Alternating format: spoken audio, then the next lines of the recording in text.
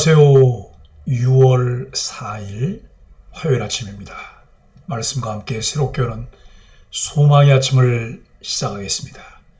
해럴드 에버는 좋은 지도자는 성령의 기름 부으심을 받은 사람인 동시에 성숙한 인격을 갖춘 사람이다 라고 이야기합니다.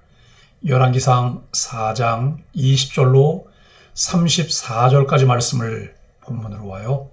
지혜로 누리는 전성기, 이것이 복이라는 주제로 함께 은혜를 나누기를 원합니다. 일반 역사서는 승리자에 의해 기록된 것이 대부분이지만 성경은 그것과는 다릅니다.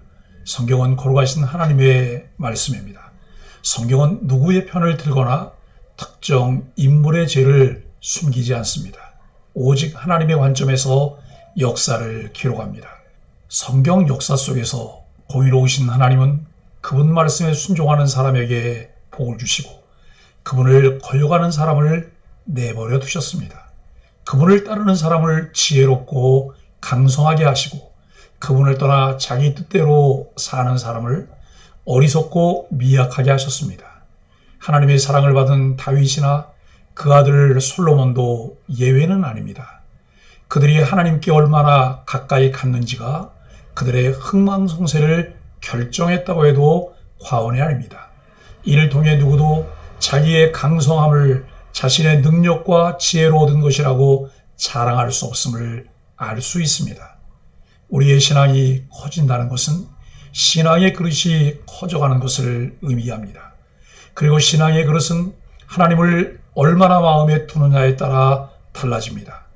그 크기만큼 다른 사람을 받아들일 수 있고 관계의 폭도 확장됩니다. 하나님을 의지하며 다른 사람들과 함께 일하는 것이 지혜입니다. 세상은 겉모습에 관심을 갖지만 성경은 한 사람이 하나님과 어떤 관계를 맺고 있는지를 주목합니다. 고대 국가에서 넓은 영토는 대개 끔찍한 전쟁의 결과물입니다. 넓은 영토를 차지하기 위해서는 전쟁과 갈등이 필연적입니다.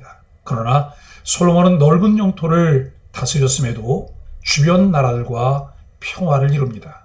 이는 그에게 하나님의 뜻을 깨닫는 지혜와 하나님 뜻대로 사람을 대하는 넓은 마음이 있었기 때문입니다. 하나님 나라는 미움이 아닌 사랑, 죽음이 아닌 생명, 전쟁이 아닌 평화가 있는 곳입니다. 이 땅에서는 그것이 곧 교회여야 합니다. 솔로몬이 누리고 있는 최고의 영화는 하나님으로부터 주어졌습니다. 성도들은 3장에서 솔로몬이 하나님께 지혜를 구한 기도에 종종 관심을 두고 이를 가르치지만 솔로몬이 누린 것은 하나님이 오래전에 아브라함과 모세 그리고 그의 선대인 다윗 왕에게 하신 약속의 실현입니다. 깊이 있는 신앙생활을 위해서 성경을 좀 더 넓게 볼 수 있는 안목이 필요합니다. 하나님이 하셨던 약속의 실현은 성도들에게 무엇을 말할까요? 첫째, 그리스도인들은 하나님의 마음에 합당하게 살아가야 합니다. 3장에서 솔로몬이 하나님께 지혜를 구했을 때 하나님은 그것을 좋게 여기시고 기도에 응답하셨고 그는 하나님이 주신 지혜를 활용해 이스라엘을 통치했습니다. 따라서 그리스도인들은 날마다 하나님의 뜻을 구하고 실천해야 합니다. 둘째, 그러나 본문은 솔로몬의 강력한 통치가 그의 능력으로 이루어지는 것이 아님을 말합니다. 그것은 하나님의 큰 계획 아래에 실현되었습니다. 열왕기서 기자는 솔로몬이 자신의 힘을 의지해서는 안 된다는 것을 많은 병마를 언급함으로 우리들에게 알려주고 있습니다. 만약 그리스도인들의 삶이 순탄하다면 그것은 하나님이 주신 지혜로 인한 것이며 하나님의 언약에 따라 살아가는 백성과 동역하시는 하나님의 은혜 때문입니다. 이러한 그리스도인의 삶은 현재에 머무르지 않습니다. 솔로몬의 통치 가운데 이스라엘에는 평안함이 있었습니다. 솔로몬은 이 평안함을 바탕으로 성전 건축이라는 위대한 사명을 이루어야 했습니다. 마찬가지로 그리스도인들은 하나님이 주신 평안함 가운데 스스로 두 가지 질문을 던져야 합니다. 첫째, 현재 나의 평안의 출처가 하나님을 의지해서일까? 아니면 나의 수 안에 의한 것일까요? 둘째, 내가 누리고 있는 평안을 바탕으로 나는 하나님을 위해 무엇을 해야 할까요?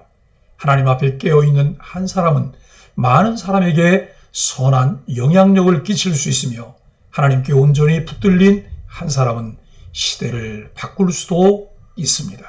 솔로몬은 하나님의 마음을 사로잡은 사람이었습니다. 그래서 이스라엘은 솔로몬 시대의 최고의 전성기를 누렸습니다.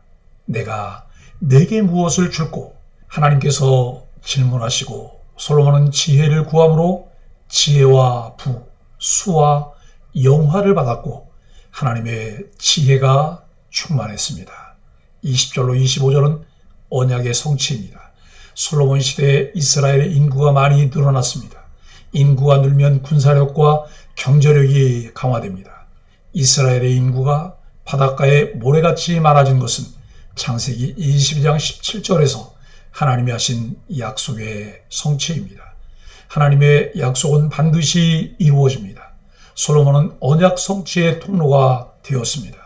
언약의 말씀을 따라 사는 그리스도인은 하나님의 약속이 성취되는 통로로 쓰임받습니다. 하나님께서 하나님의 때에 부흥과 회복을 이루시는데 그 부흥과 회복이 나로부터 시작되기를 간절히 사모해야 합니다. 솔로몬 시대에는 주변 나라들이 솔로몬과 이스라엘의 다스림을 받았습니다. 이스라엘의 지위는 상승했습니다. 전에는 노예 신분이었는데 이제는 조공을 받는 종주국이 되었습니다. 하나님이 이스라엘을 높여주셨기 때문에 가능한 일이었습니다. 사람이 높아지는 것은 자신의 노력에 달려있지 않습니다. 하나님의 의지입니다. 개인과 민족을 높이기도 하시고 낮추기도 하시는 분은 하나님입니다. 하나님은 하나님 보시기에 합당한 자와 나라를 높여주십니다. 열왕기서 기자는 솔로몬 시대 나라가 얼마나 부강했는지를 설명하기 위해 왕실의 하루 음식물 양을 소개합니다. 그 양은 어마어마했습니다. 26절로 28절은 하나님의 공급입니다. 이는 이스라엘이 하나님께 많은 복을 받았다는 사실을 말해줍니다. 우리를 사랑하시는 아버지 하나님은 우리가 평안함 가운데 살아가기를 원하십니다. 우리 그리스도인들이 이 땅에서 누리는 평안함의 비결은 세상을 의지하지 않고 마음과 생각을 지키시는 주님만 의지하는 것입니다. 주님은 우리를 푸른 초장과 실만한 물가로 인도하실 수 있는 유일한 분이기 때문입니다. 하나님은 솔로몬에게 지혜와 총명을 심히 많이 주셨습니다. 넓은 마음도 바닷가의 모래알처럼 한없이 주셨습니다. 이 19절로 34절은 하나님의 지혜입니다. 그래서 솔로몬의 지혜는 세상의 어떤 지혜보다 뛰어났습니다. 하나님은 지혜와 총명한 마음을 주시는 분입니다. 야고보는 누구든지 지혜가 부족한 사람이 있거든 후히 주시고 꾸짖지 아니하시는 하나님께 구하라고 권면했습니다. 하나님의 뜻대로 분별력을 갖고 살려는 그리스도인들에게 주신 약속이기에 하나님께 담대히 구해야 합니다. 구하지 않거나 두 마음을 품어 마음에 정함이 없는 사람은 주께로부터 약속하신 것을 받을 수 없습니다. 솔로몬 왕은 하나님이 주신 지혜로 많은 잠언과 노래를 지었고 식물과 동물, 물고기에 대해서도 현명한 말을 남겼습니다. 그의 지혜를 듣기 위해 많은 사람들이 그를 찾아왔습니다. 사랑하는 소망의 가족 여러분, 찾아오는 교회는 하나님이 주신 지혜를 따라 하나님의 비전을 세워갈 때 이루어집니다. 솔로몬 왕은 하나님이 주신 지혜를 자신만을 위해 소유하지 않고 함께 나누었습니다. 하나님이 우리에게 주신 것은 우리의 내면을 채우고 주변으로 흘러가야 합니다. 하나님은 주를 사랑하며 주의 뜻을 따라 살기 원하는 하나님의 사람들에게 많은 것을 맡기시고 그것을 흘러보내는 통로로 사용하기를 원하십니다. 우리 소망의 교회는 지역, 사회와 열방을 향해 하나님이 주신 많은 것을 흘러보내는 통로입니다. 하나님이 주신 지혜가 솔로몬에게 가득하자 그를 통해 이스라엘이 놀랍게 변했습니다. 전에는 노예 신분이었던 민족이 이제 주변 나라들을 다스리게 되었습니다. 백성이 하늘의 평안을 누립니다. 하나님의 지혜는 백성과 나라를 변화시키는 힘입니다. 하나님은 이 시대에도 하나님의 지혜로 세상을 변화시키기를 원하고 계십니다. 이 일에 합당하게 쓰임받을 그릇을 찾고 계십니다. 이때 주여 내가 여기 있나이다. 나를 써주소서. 이렇게 헌신할 하나님의 사람을 찾고 계십니다. 하나님의 지혜로 전성기를 누리는 이것이 참 복임을 깨닫고 하나님의 선하심을 따라 귀하게 쓰임받는 소망의 가족들이 되기를 예수 그리스도 이름으로 간절히 축복합니다. 함께 기도하겠습니다. 하나님, 솔로몬의 불을 바라보는 것이 아니라 약속을 이루신 신실하신 하나님을 바라보게 하여 주옵소서. 우리에게는 넓은 마음을 주셔서 하나님이 예쁘신 것들을 이웃과 나누고 화평을 전하며 살게 하여 주옵소서. 하나님이 우리의 삶을 다스리시니 우리는 누구보다 부요한 인생임을 인정하며 감사합니다. 예수님의 이름으로 간절히 기도합니다. 아멘.